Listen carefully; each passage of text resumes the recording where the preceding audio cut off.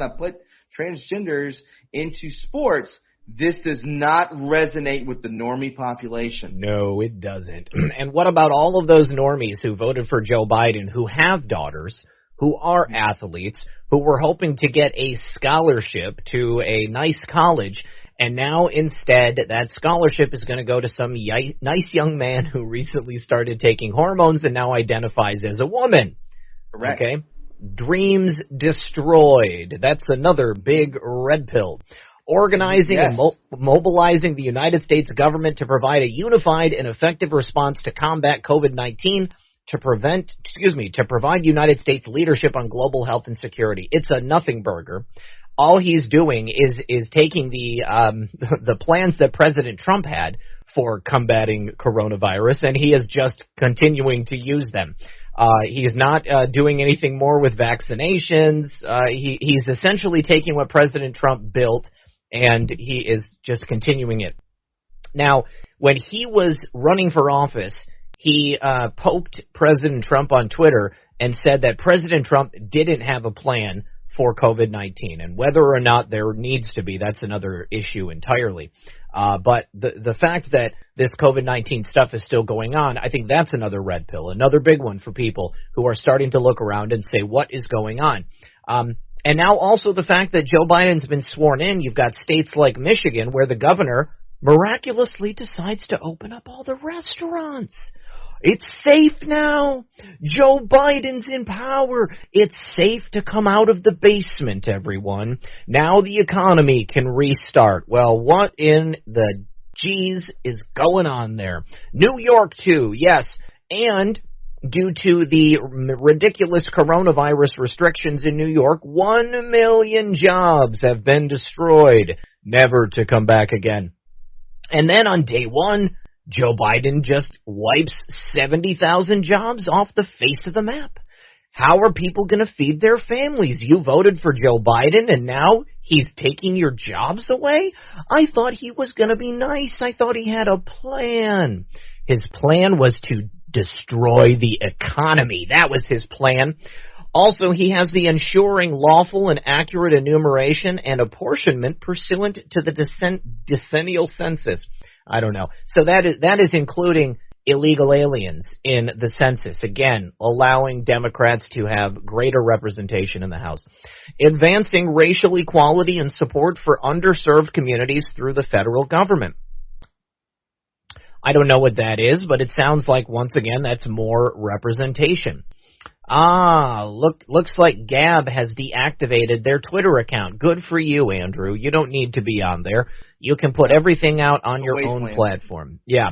So here you've got all of these terrible things that Joe Biden did.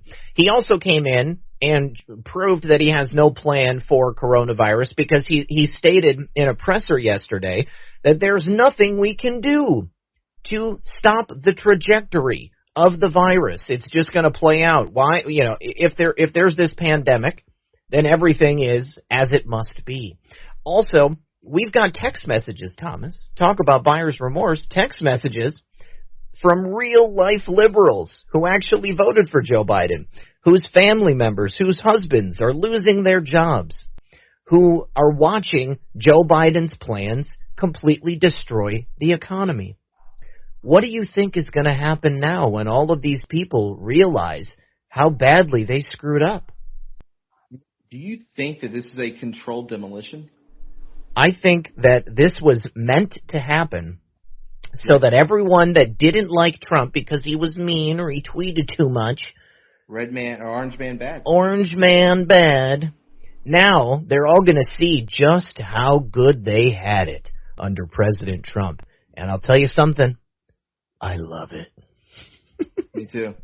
It is. It's a controlled demolition. You're seeing this throughout everything because, you know, we're starting to see, I believe you can maybe research this or for everyone who's listening, that I think they're starting to put in a mandate that you're not allowed to actually come at transgenders with an aggressive form of an aggressive stance. So you're not allowed to say things aggressively. It's more of a silencing of that. You know, these people who are in the VFW or VFW who are in their 70s, people who are in their elderly years, people who are conservative. They're not going to abide by this. No one likes what's going on. No. Everyone thinks that something is fishy. That's one. Two, like you were basically dropping each and every time, red pill by red pill by red pill. This is basically showing the other side, hey, just like you said, this does not sound great. My mother and father-in-law lost a job. My brother and sister lost their job. You know, it's just like you said about the XL pipeline, 75,000 jobs right off the bat, you know, and then he's going to take away, I believe, basically the pricing of insulin for people who have diabetes. Who has the highest diabetes count within America? African American. Yeah. It's the black community. So basically, he's losing ground over and over again, and red pilling, just as you were showing to the audience right now. Also in New Mexico, Biden's energy plans, the state is announcing that this will devastate their economy. Massive recession, massive unemployment, and that's not the only state. Obviously, it's going to be every day. We have a 60-day moratorium on new oil and gas leases and drilling permits on federal lands.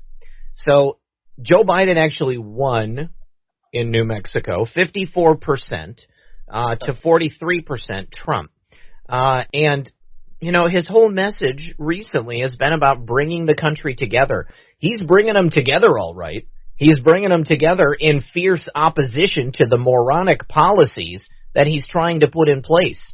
He and the Democrats have no idea what this country needs, no idea what is good for America.